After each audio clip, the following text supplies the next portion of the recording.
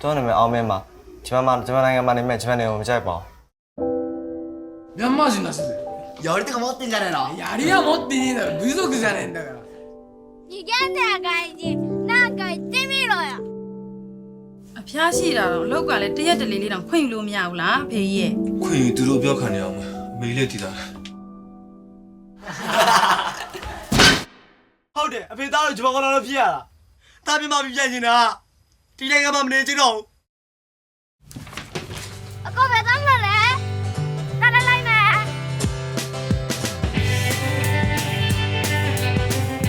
俺が言う外人ってのは尊敬語だ尊敬語日本人にバカにされて笑われるのが嫌だどうしてそうやって仲良くできるんですか